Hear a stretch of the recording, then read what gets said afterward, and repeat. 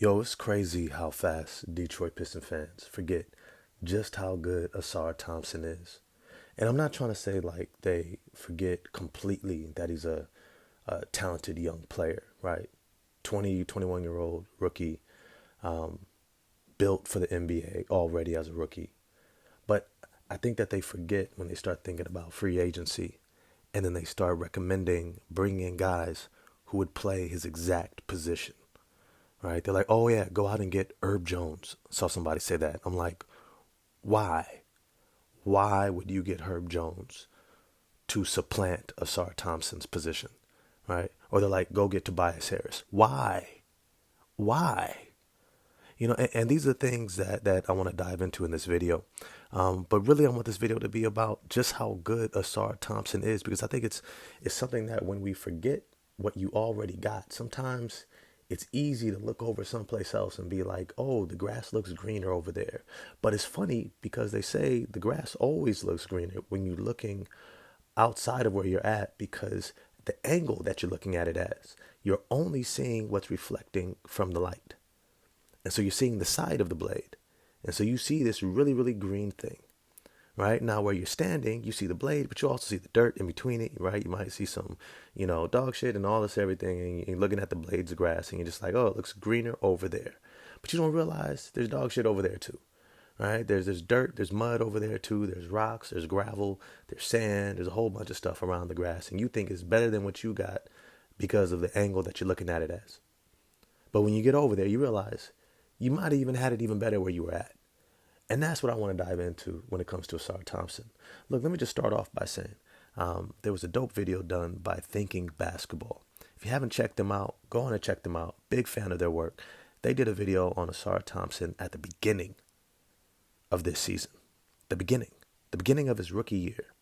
They looked at Ausar Thompson and they said, whoa, this kid is a once-in-a-generation defender. He literally starts off by saying, I've never seen a defender like this. He was pointing to all the different physical tools, the intangibles, the intuitive tools, the skill and the determination and the size that Ausar Thompson is working with.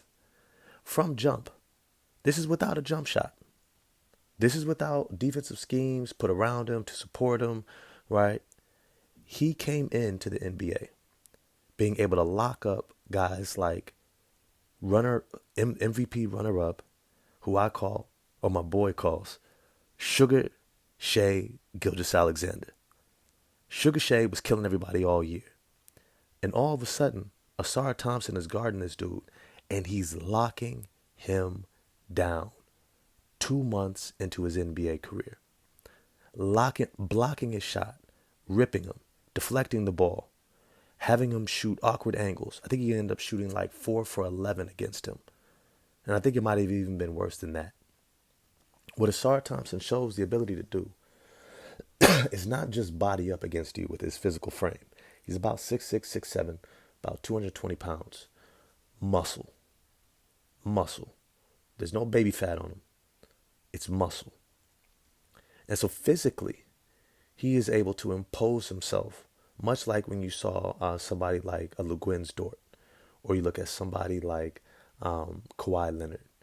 You look at guys who have this physical body that they're able to body up against an offensive player and not give any ground when they want to post up, when they want to try to turn the corner, right? They have to bounce off of them, or they have to try to create an angle in order to get past them. But the next part that Ausar Thompson has is he has incredible timing. He's able to intuitively watch the ball and respond to the ball moving in an instance to where it almost seems like he's mirroring whatever the ball is doing. Now, this is not just when he's on the ball, but it's also when he's off the ball.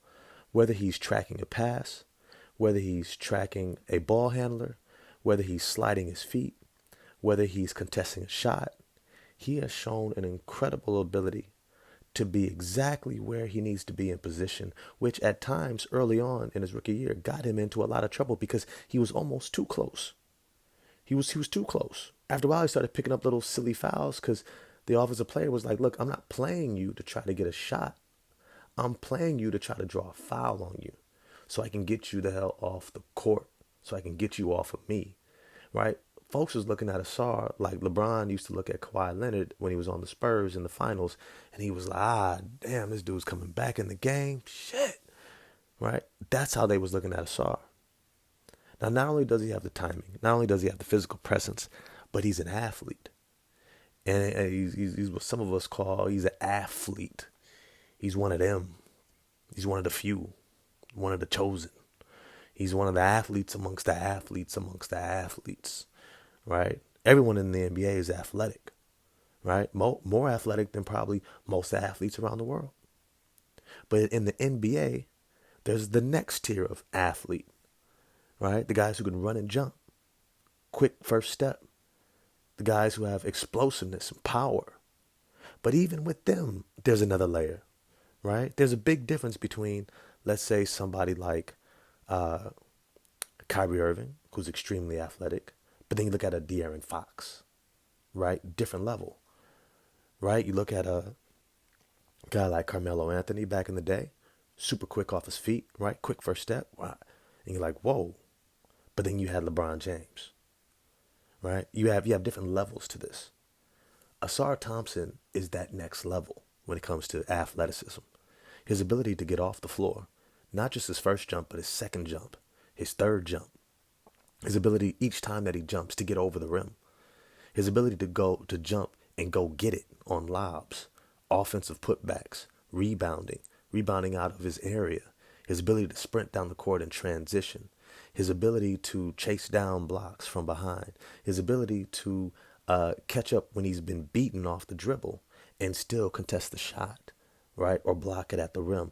These are things that most guys that athletic don't use their athleticism for, but he does, right? His talent is incredible on the defensive end. I can go further and further and further, but what I want to make sure that you walk away from this video is understanding that you already have a generational defender on your team. Stop looking to bring in free agents to take minutes away from him. He is the best defender on this team. Might be first team all defense next season. And you're trying to bring in somebody to take his minutes. What are we talking about? What are we talking about? Now, when we get to the offensive end, now it's funny. Ausar Thompson reminds me of a lot of the other players. Andre Kirilenko, Sean Marion. This is going to be a little scary to say, but Ben Simmons, right? These all-world defenders who also are really good offensive players. They're just not shooters. They're just not shooters. Ausar Thompson, I think he's a confident shooter. He's not there yet when it comes to shooting that three, but if you watch him, he never lost confidence. And as the season progressed, his shot got better and better and better and better. Take a look at the breakdown, how he shot over the months, especially when he got after the new year. January, February, March, right? April, I believe, that's when he found out about the blood clot. But it's to say that he's a progressive shooter, but that's not necessarily his major contribution on the offensive end. The first is what he's able to do in transition. His ability to get down the court in a blur, whether it's off of a deflection, steal, block shot, rebound. He's able to beat everyone down the court. And he puts such tremendous pressure on the defense to get back to cover him that it creates open lanes for guys like Jalen Duren, Cade Cunningham, Isaiah Stewart, guys who don't have the same amount of speed.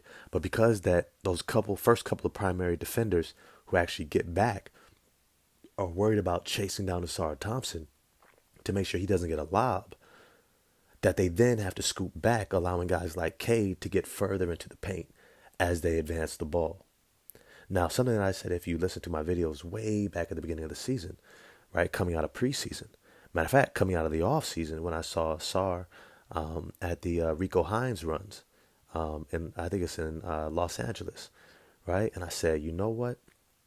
They need to have Ausar Thompson and Jaden Ivey around Cade Cunningham so that they can have an amplified transition game. And what this will do is allow them to score easily in transition to supplement their lack of half-court execution, right? Now, this was something that barely kicked in towards the second half of the season, and then Ausar was, he was out. But it's to say that when you have two all-world athletes like Ivy and Asar, you're able to take advantage of older defenses. Think about teams like Milwaukee, right? Think about teams like Philadelphia. Think about teams that are mostly older veterans who don't have the ability to sprint back every single time. Well, when you can get turnovers and deflections and rebound, which the Detroit Pistons are a supremely good rebounding team, especially with the SAR, who can get you 6 to 10 or more rebounds in a game, right? It allows you to get into transition, and the more the Pistons can score in transition, the less they will have to worry about the shooting or the half-court execution or the turnovers because they're getting easy looks. But the next area that Asar is really good in on the offensive side is his ability to move off the ball, his ability to cut off the ball, especially behind attacks from Jaden Ivey and Cade Cunningham. He's able to kind of bail them out at times when they get trapped, when the help comes. He slides in behind them and he's able to catch that ball one dribble or less, and he's able to elevate over the rim, either with a finish, with a layup, or a dunk. And that's extremely valuable for those guys attacking the rim. Now, and especially when you're not a great shooter, as teams want to leave you open, cutting off the ball actually forces them to keep an eye on you and to maintain spacing. Then another thing that he's really good at is actually slashing to the basket.